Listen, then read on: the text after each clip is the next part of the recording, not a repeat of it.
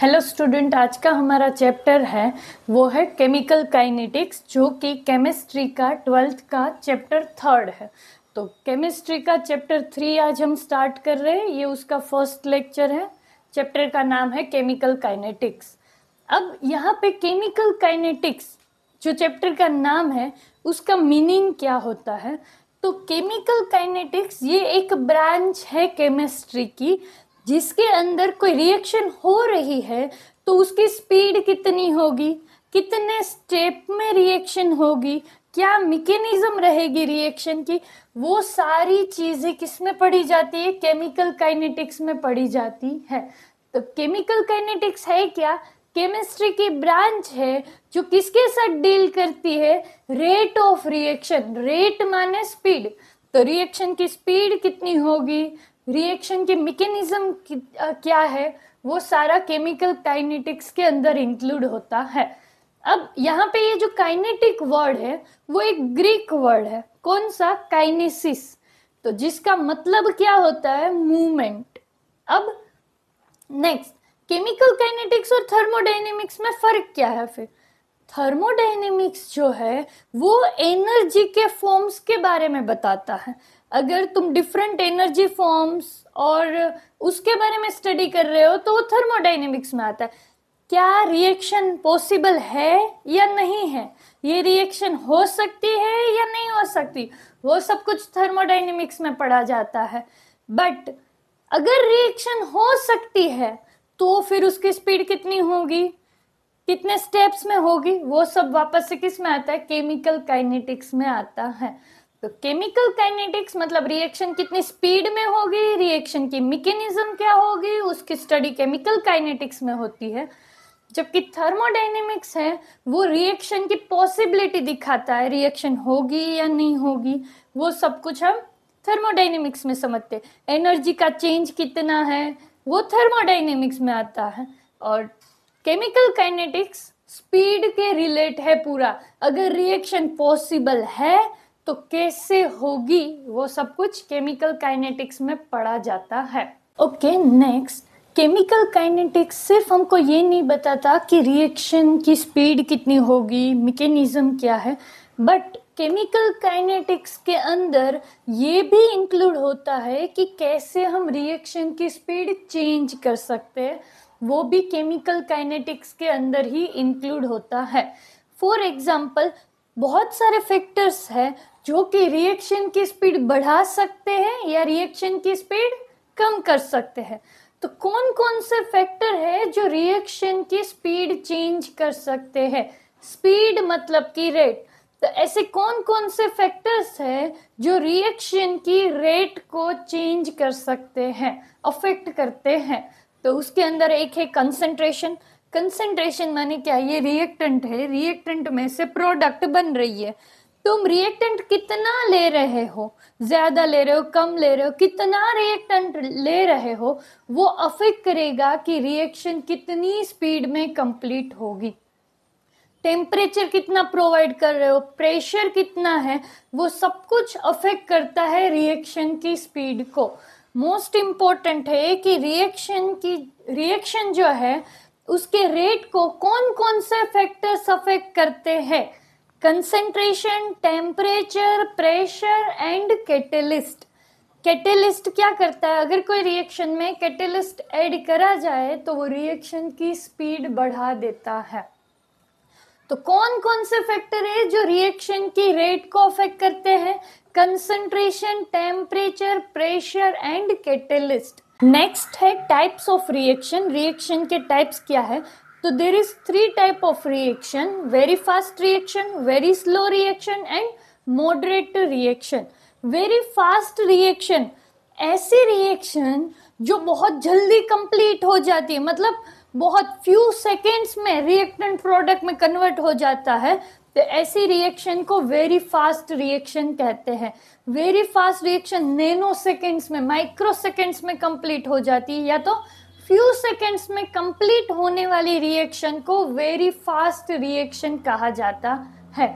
Very fast reaction का example क्या है? Ionic reactions very fast reactions होती हैं। अब ये वेरी फास्ट रिएक्शन होती है, उसका हम स्पीड एक्यूरेट डिटरमाइन नहीं कर सकते। क्यों?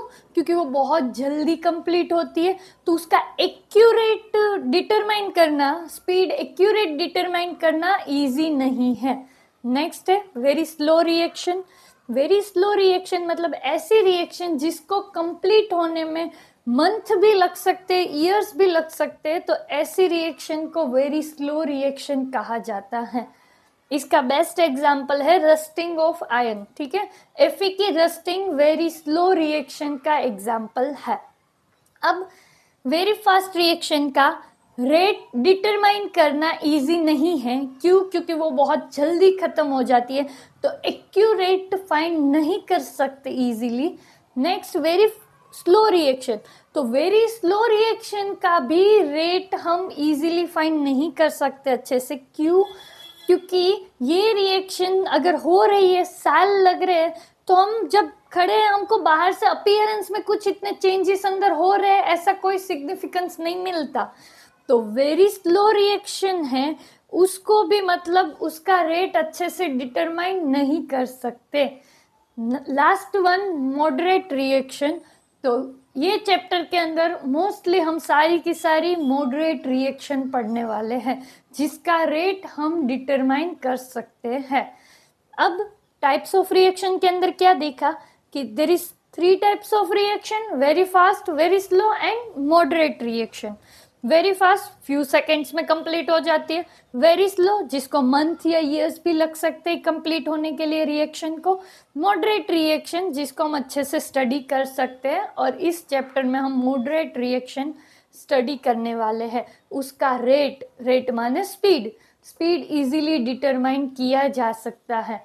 वेरी फास्ट और वेरी स्लो रिएक्शन का रेट इजीली डिटरमाइन नहीं करा जा सकता है। नेक्स्ट वेरी फास्ट रिएक्शन का एग्जांपल आयोनिक रिएक्शन है, और वेरी स्लो रिएक्शन का एग्जांपल रस्टिंग ऑफ Fe है। ओके, नेक्स्ट हम रिएक्शन की रेट कैसे डिफाइन कर सकते हैं। तो रेट को डिफाइन करने के लिए पहले एक एग्जांपल लेते हैं। ये 2 कार है, ठीक है। अब ये जो दोनों कार है वो यहाँ पे सेम जगह पे खड़ी हैं, दोनों सेम टाइम पे स्टार्ट करती है मूव करना। 5 मिनट के बाद ये कार इधर पहुंची है और ये कार इधर पहुंची है, तो किसकी स्पीड ज्यादा है? 5 मिनट के बाद अगर ये कार इधर पहुंची है और उसी 5 मिनट के बाद ये कार इधर पहुंची है, तो किस कार की स्पीड ज्यादा होगी? ऑब्वियसली इस कार की स्पीड ज्यादा होगी। तो हमने यहाँ पे क्या चीजें है उसको इंक्लूड करा स्पीड मेजर करने के लिए, स्पीड देखने के लिए। तो पहली चीज कि कितना टाइम में कितना डिस्टेंस कवर करा। तो हमने स्पीड मेजर करने के लिए 2 चीज पे फोकस करा, एक कितने टाइम में, दूसरा कितना डिस्टेंस कवर करा। तो उससे हम ऑटोमोबाइल्स की स्पीड मेजर कर सकते हैं। सेम रिएक्शन की स्पीड भी ऐसे ही मेजर होती है। कैसे? स्टार्टिंग में रिएक्टेंट ही होता है, प्रोडक्ट तो बना ही नहीं होता। मतलब चलो समझ लो कोई इंडस्ट्री है, उसने जो रॉ मटेरियल लिया है अपनी मेन प्रोडक्ट बनाने के लिए, जो रॉ मटेरियल लिया है वो रिएक्टेंट हो गया, फिर उनके बीच में रिएक्शंस होगी, प्रोसेस होगी और लास्ट में मेन प्रोडक्ट बन जाएगी। तो यहाँ पे जो रॉ मटेरियल लिया उसको हम रिएक्टेंट बोल सकते हैं, लास्ट में जो प्रोडक्ट बन रही है, ठीक है, वो मेन प्रोडक्ट हो गई। अब यहाँ पे रिएक्टेंट है वो फॉर एग्जाम्पल 100 ग्राम लिया है। जब हमने रिएक्टेंट लिया तब तो प्रोसेस स्टार्ट ही नहीं हुई है T0 टाइम पे, तो जब हमने रिएक्टेंट लिया जस्ट, तब प्रोडक्ट तो बनी ही नहीं होगी, तो प्रोडक्ट कितनी आएगी? 0 आएगी। अब हमने प्रोसेस स्टार्ट करवाई, 5 मिनट के बाद देखा तो रिएक्टेंट है वो 100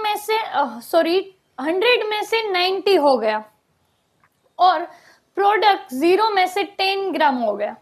तो इसका मतलब है धीरे धीरे रिएक्टेंट कम होता जा रहा है और प्रोडक्ट की अमाउंट बढ़ती जा रही है।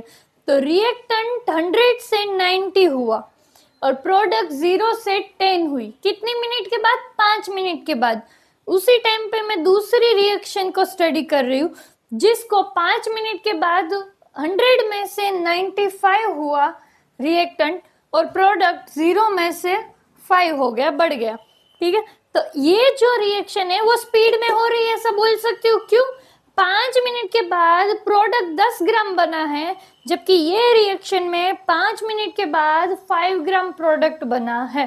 तो इसका मतलब है रिएक्शन की स्पीड स्टडी करने के लिए यहाँ पे हमने दो ही चीज स्टडी करी, दो चीजों के बेसिस पे हम रिएक्शन की स्पीड देख सकते हैं। कैसे? दो चीज कौन सी है?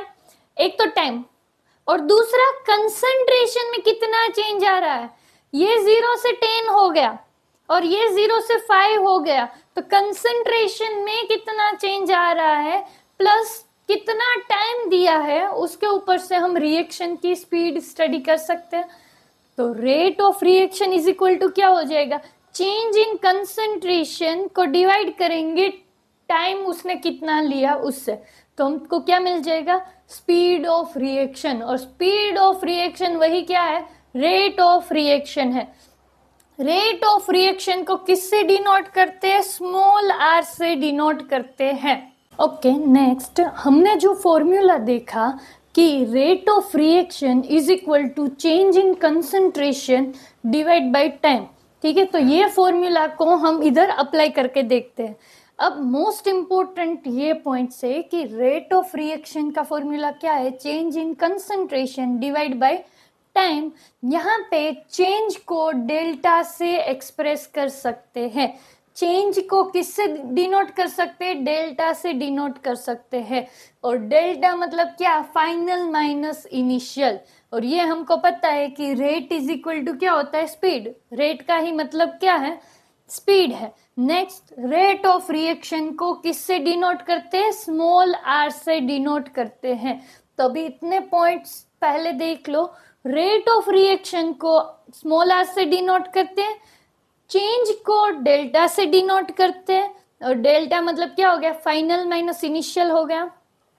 जो स्पीड है उसी का मतलब रेट होता है, और रेट ऑफ रिएक्शन का फॉर्मूला क्या होता है? Change in concentration divide by time होता है। तो यहाँ पे फॉर एग्जांपल एक रिएक्शन दी है कि रिएक्टेंट में से प्रोडक्ट बन रहा है उसका। अब रिएक्टेंट स्टार्टिंग में 100 था, तब प्रोडक्ट तो बनी ही नहीं होगी, कितनी होगी? 0। फिर रिएक्टेंट 5 मिनट 10 मिनट के बाद रिएक्टेंट देखा तो रिएक्टेंट 100 में से 90 हो गया। तो उसमें मतलब ये समझ सकते हैं ना कि रिएक्टेंट जो है वो प्रोडक्ट में कन्वर्ट हो गया, तो रिएक्टेंट कम होता जाएगा और प्रोडक्ट बढ़ती जाएगी।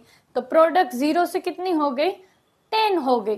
तो स्टार्टिंग का जो कंसंट्रेशन है रिएक्टेंट का, अब रिएक्टेंट है तो आर से ही दिखाऊंगी, प्रोडक्ट है तो पी से दिखाऊंगी। तो रिएक्टेंट की कंसंट्रेशन स्टार्टिंग में 100 थी, कम होके 90 हो गई 10 मिनट के बाद। तो ये स्टार्टिंग की कंसंट्रेशन को R1 बता दूं और ये बाद की कंसंट्रेशन को R2 से दिखाऊं। प्रोडक्ट में भी स्टार्टिंग में प्रोडक्ट 0 थी, फिर प्रोडक्ट 10 मिनट के बाद बढ़ के कितनी हो गई? 10 ग्राम हो गई। तो स्टार्टिंग की कंसंट्रेशन को P1 से दिखाओ क्योंकि प्रोडक्ट है, तो P1। और ये 100 जो था उसमें से ये तब 0 था, जब ये 90 हुआ तब ये 10 हो गया।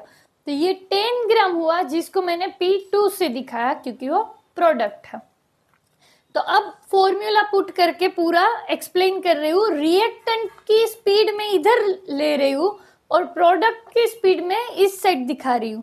तो रिएक्टेंट फॉर्मूला क्या है? रेट ऑफ रिएक्शन को R से दिखाते हैं, तो R is equal to change in concentration. मैं ये देख रही हूँ तो यहाँ पे चेंज इन कंसंट्रेशन ना, तो किसका चेंज? रिएक्टेंट का चेंज कंसंट्रेशन का। तो डेल्टा R से दिखाऊं कि रिएक्टेंट की कंसंट्रेशन में हुआ चेंज। और नीचे फॉर्मूला में क्या होता है? टाइम। तो टाइम भी 2 है, तो वो भी किससे दिखाऊं? डेल्टा T से दिखाऊं। यहाँ पे इस सेट प्रोडक्ट में समझने जाऊँ तो क्या बताऊंगी कि रेट ऑफ रिएक्शन ढूंढ रहे हैं, बट मैं प्रोडक्ट की साइड का ढूंढ रही हूँ। तो 2 है, ठीक है। कंसंट्रेशन का चेंज लेंगे प्रोडक्ट का, तो डेल्टा P हो जाएगा, डिवाइड बाई क्या हो जाएगा? Delta T। इस फॉर्मूला में पुट करा है और कुछ नहीं करा है। अब यहाँ पे R जो है उसको ब्रैकेट करना है, और यहाँ पे जो P है उसको ब्रैकेट करना है। क्यों? ये स्क्वायर ब्रैकेट ये एक्सप्रेस करता है कि तुम मोलर कंसंट्रेशन दिखा रहे हो, मतलब कंसंट्रेशन की बात कर रहे हो। इसीलिए इसको किस में लिखने का, स्क्वायर ब्रैकेट में लिखने का, कंसंट्रेशन दिखाने के लिए। अब रिएक्टेंट की साइड देख रही हूँ, हमको पता है कि डेल्टा मतलब क्या होता है, फाइनल माइनस इनिशियल होता है। तो R is equal to delta है तो फाइनल माइनस इनिशियल किसका, रिएक्टेंट की कंसंट्रेशन, ये रही फाइनल 90 कंसंट्रेशन है माइनस 100 क्योंकि वो इनिशियल कंसंट्रेशन है, और टाइम फाइनल कितना है 10 और इनिशियल कितना है 0, तो नीचे टाइम, तो टाइम क्या आएगा 10 माइनस 0। सेम मैं प्रोडक्ट की साइड कर रही हूँ, तो डेल्टा है मतलब कि change, final minus initial, P मतलब प्रोडक्ट की कंसंट्रेशन, तो वो एंडिंग में कितनी है, फाइनल 10 है और स्टार्टिंग में कितनी थी 0, डिवाइड बाय डेल्टा टी मतलब टाइम, टाइम यही चला आ रहा है, फाइनल कितना है 10 और एंडिंग का इनिशियल कितना है 0, तो ये कितना बचेगा, R इज इक्वल टू क्या हो जाएगा, -10 अपॉन 10। यहाँ पे ये कितना हो जाएगा, R is equal to 10 upon 10।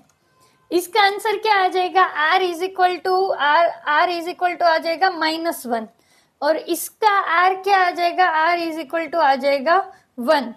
तो यहाँ पे देखो दोनों का आंसर सेम आ रहा है, फर्क सिर्फ कितना है, माइनस है इसमें और इसमें प्लस है।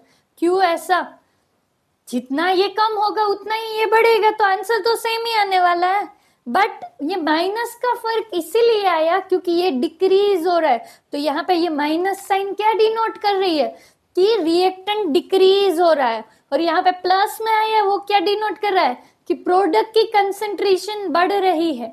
माइनस दिखा रहा है रिएक्टेंट की कंसंट्रेशन कम हो रही है और कोई डिफरेंस नहीं है। तो अगर मुझे इन दोनों को इक्वल बताना हो कि ये दोनों इक्वल है, सिर्फ माइनस तो इसीलिए आया क्योंकि इसकी कंसंट्रेशन कम हो रही है, और ये इसीलिए प्लस में आया क्योंकि इसकी कंसंट्रेशन बढ़ रही है। तो इन दोनों को इक्वल दिखाना हो तो मुझे क्या करना चाहिए, इस फॉर्मूला के आगे माइनस लगा देना चाहिए। क्यों, तो माइनस मल्टीप्लाई होगा माइनस से तो प्लस हो जाएगा।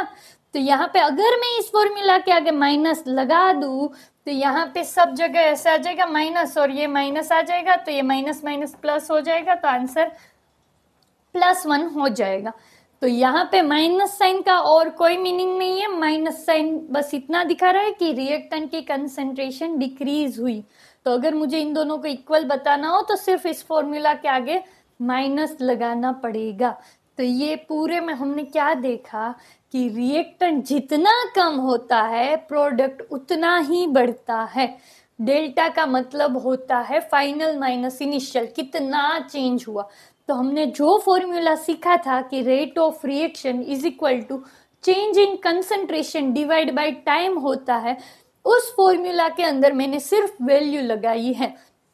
पहले मैंने रिएक्टेंट की साइड ये फॉर्मूला पुट करके सॉल्व करा, और दूसरा मैंने प्रोडक्ट की साइड इसी फॉर्मूला से सॉल्व करा। रिएक्टेंट की साइड सॉल्व कर रही हूँ तो change in concentration of reactant आ जाएगा, और यहाँ पे change in concentration of product आ जाएगा, नीचे तो टाइम ही रहेगा।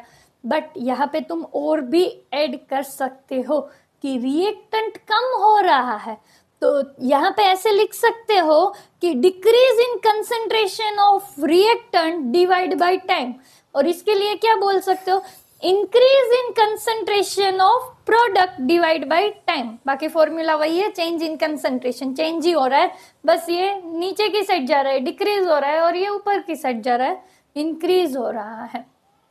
हमेशा डेल्टा हो तो फाइनल माइनस इनिशियल आता है, इसीलिए ये फाइनल है इसलिए 90 लिखा, माइनस इनिशियल मतलब 100 लिखा, और प्रोडक्ट की साइड भी चेंज है मतलब फाइनल माइनस इनिशियल, फाइनल 10 है और इनिशियल 0 था। टाइम के अंदर भी ऐसा ही आएगा, फाइनल टाइम 10 है और इनिशियल टाइम 0 है, यहाँ पे भी फाइनल टाइम 10 है, इनिशियल टाइम 0 है। फिर इसको सोल्व करा, रिएक्टेंट की साइड आंसर माइनस में आया, प्रोडक्ट की साइड आंसर प्लस में आया, बट दोनों का आंसर सेम आएगा। तो ये माइनस ये दिखाता है कि रिएक्टेंट डिक्रीज होता है, प्रोडक्ट में प्लस आया क्योंकि वो ये दिखा रहा है कि ये बढ़ रहा है। दोनों फॉर्मूला को मुझे एक दूसरे के इक्वल बताना हो तो सिर्फ इस फॉर्मूला के आगे क्या लगा दूं, माइनस, ताकि ये जो आंसर माइनस में आ रहा है ना, अगर फॉर्मूला का माइनस होगा तो माइनस माइनस प्लस हो जाएगा। इसीलिए इस फॉर्मूला के आगे क्या आएगा, माइनस आएगा। Okay, next rate of reaction है, उसको दो में डिवाइड कर सकते हैं। एक है एवरेज रेट ऑफ रिएक्शन, दूसरा है instantaneous rate of reaction. Average rate of reaction को ऐसे दिखाते हैं और इंस्टेंटेनियस रेट ऑफ रिएक्शन को ऐसे दिखाते हैं। दोनों में रेट ऑफ रिएक्शन है, मतलब स्मॉल आर तो आने ही वाला है। अभी हमने जो फॉर्मूला ये सीखा था, जिसमें हमने देखा था कि आर के आगे माइनस लगाना है, क्यों, क्योंकि इन दोनों को इक्वल दिखाने के लिए। तो फॉर्मूला ऐसे बन सकता है कि rate of reaction is equal to minus delta R divide by delta T is equal to delta P divide by delta T. तो ये जो फॉर्मूला हमने सीखा वो एवरेज रेट ऑफ रिएक्शन का है। क्यों एवरेज रेट ऑफ रिएक्शन का है? क्योंकि एवरेज रेट ऑफ रिएक्शन देखते हो, मतलब एवरेज मतलब तुम चेंज देख रहे हो कि स्टार्टिंग में टाइम 0 था, फिर टाइम 10 हुआ, स्टार्टिंग में रिएक्टेंट था वो 100 ग्राम था, फिर वो 10 ग्राम हो गया। तो तुम दो के बीच का ले रहे हो, चेंज ले रहे हो, तो वो किस में आता है, एवरेज रेट ऑफ रिएक्शन में आता है। अगर इंस्टेंटेनियस रेट ऑफ रिएक्शन की बात करते तो कोई इंस्टेंट टाइम के लिए लेते, दो टाइम के बारे में नहीं है, ये कोई इंस्टेंट एक पर्टिकुलर टाइम के बारे में है। जैसे कि एग्जांपल ले लो, 0.2 सेकेंड की बात है ऐसे, तो यहाँ पे डिफरेंस नहीं है, चेंज नहीं है, ठीक है। तो इंस्टेंटेनियस रेट ऑफ रिएक्शन कब यूज किया जाता है, जब कोई इंस्टेंट पॉइंट के लिए तुम बात कर रहे हो, इंस्टेंट टाइम के लिए बात कर रहे हो, तब यूज किया जाता है। और एवरेज रेट ऑफ रिएक्शन तब लिया जाता है जब तुम डिफरेंस की बात कर रहे हो, चेंज की बात कर रहे हो, तब लिया जाता है। अब यहाँ पे इंस्टेंटेनियस रेट ऑफ रिएक्शन है, वहां पे ये जो डेल्टा टी है वो डेल्टा टी लिमिट 0 होगा, इसीलिए इसके फॉर्मूला में डी यूज होगा। तो एवरेज रेट ऑफ रिएक्शन है, वहां पे delta minus delta are upon delta T लेते हैं, जबकि यहाँ पे minus D R divide by D T लेते हैं। तो एवरेज रेट को ऐसे दिखाते हैं, इंस्टेंटेनियस को ऐसे दिखाते हैं। एवरेज रेट कब यूज करते हैं, जब तुम चेंज की बात करो, कंसंट्रेशन चेंज हो रही है, फिर 0 टाइम से 10 मिनट की बात कर रहे हो, तब ऐसे चेंज ले रहे हो, तब average rate of reaction use होता है। और इंस्टेंटेनियस रेट ऑफ रिएक्शन कब यूज होता है, जब इंस्टेंट कोई पॉइंट की बात कर रहे हो, चेंज की बात नहीं कर रहे हो, तब यूज किया जाता है। इसके फॉर्मूला में डेल्टा यूज होता है जब इंस्टेंटेनियस के अंदर स्मॉल डी यूज होता है। ओके, नेक्स्ट ये फॉर्मूला का यूज करके मैं इस रिएक्शन का रेट ऑफ रिएक्शन ढूंढ रही हूँ, ठीक है। तो रेट ऑफ रिएक्शन को किससे दिखाते हैं, आर से दिखाते हैं। फॉर्मूला में रिएक्टेंट और प्रोडक्ट दोनों दिया, तो यहाँ पे ये एरो की इस साइड है, लेफ्ट साइड है, वो क्या है, रिएक्टेंट है, और एरो की इस साइड है, वो क्या है, प्रोडक्ट है। तो यहाँ पे रिएक्टेंट के आगे फॉर्मूला में क्या बोला है कि माइनस लिखना होता है, प्रोडक्ट के आगे नहीं लिखना होता है। तो यहाँ पे रिएक्टेंट दो दिए, तो दोनों के लिए लिखूंगी, फिर इज इक्वल टू करके प्रोडक्ट का लिखूंगी। तो यहाँ पे पहले तो ये रिएक्टेंट है, तो माइनस आएगा, वो पक्का हो जाएगा, डेल्टा का डेल्टा, और आर रिएक्टेंट क्या है, एच जी है, डिवाइड बाई डेल्टा टी। अब दूसरा भी रिएक्टेंट है, तो इक्वल टू, इसके लिए भी माइनस लगाना पड़ेगा क्योंकि ये भी रिएक्टेंट है, डेल्टा का डेल्टा और Cl2, और नीचे डिवाइड करेंगे किससे, डेल्टा टी से। अब प्रोडक्ट के लिए लिखूंगी, तो प्रोडक्ट के लिए लिखो तब आगे प्लस आता है, माइनस नहीं आता है। तो यहाँ पे डेल्टा का डेल्टा क्या है, HgCl2 है, divide by delta T, minus नहीं आएगा क्योंकि वो प्रोडक्ट के लिए है। अब यहाँ पे ये दूसरी रिएक्शन है, तो ये रिएक्शन में देखो आगे कोई भी स्टोक्योमेट्री नहीं लगाई है, जबकि इसके अंदर स्टोक्योमेट्री कोएफिशिएंट दिया है। स्टोक्योमेट्रिक कोएफिशिएंट का मतलब क्या होता है, ये जो है ये एटम मॉलिक्यूल है, उनके आगे ये जो लिखे जाते हैं नंबर्स यहाँ पे, उसको क्या बोला जाता है, स्टोक्योमेट्रिक कोएफिशिएंट बोला जाता है। तो जो स्टोक्योमेट्रिक कोएफिशिएंट होता है, जब तुम फॉर्मूला में पुट करते हो तुम, तब ये जो स्टोक्योमेट्रिक कोएफिशिएंट होता है वो डिवाइड में चला जाता है। तो जैसे लिखते हैं वैसे ही कि ये क्या है, रिएक्टेंट है, तो रिएक्टेंट है तो आगे माइनस आने ही वाला है, एच आई का एच आई, और मतलब नीचे क्या आएगा, डिवाइड बाई डेल्टा टी तो आने ही वाला है, बट ये स्टोक्योमेट्री डिवाइड करके लिखनी है, मतलब 1/2। इन केस यहाँ पे 4 है तो 1/4 करके लिखते, जो भी दिया है उसको ऐसे लिखना पड़ेगा। तो फॉर्मूला वही है, सिर्फ वैल्यू पुट करनी है। बट अगर स्टोक्योमेट्रिक कोएफिशिएंट रिएक्शन में दिया है तो कोई चेंज नहीं करना है, जैसे लिखते हैं वैसे लिखना है। बस यहाँ पे जो भी स्टोक्योमेट्री जिसके भी लिए दिया है उसके आगे डिवाइड में करना है। देखो इसके आगे नहीं दिया तो इधर नहीं करा, इसके आगे नहीं दिया तो नहीं करा, इसके आगे दिया है तो वो डिवाइड बाय 2 कर दिया है।